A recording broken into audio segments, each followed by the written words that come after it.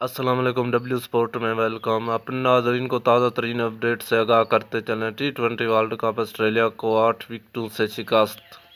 Dubai ٹی20 world cup میں England نے Australia کو 8 وکٹوں سے شکست دے دی۔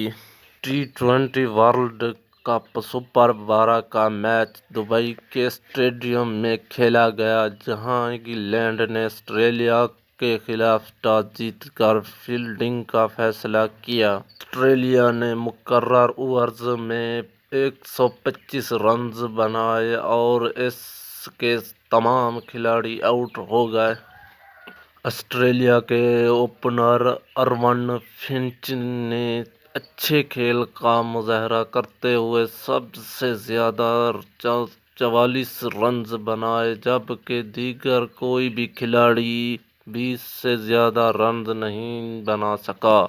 مزید اس طرح کی اچھی ویڈیوز کے لیے ہمارے چینل کو سبسکرائب ضرور کریں۔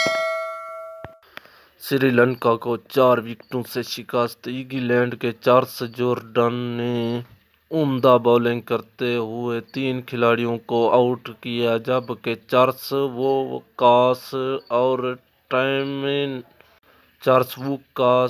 ٹام ملز نے 2 کھلاڑیوں کو آؤٹ کیا۔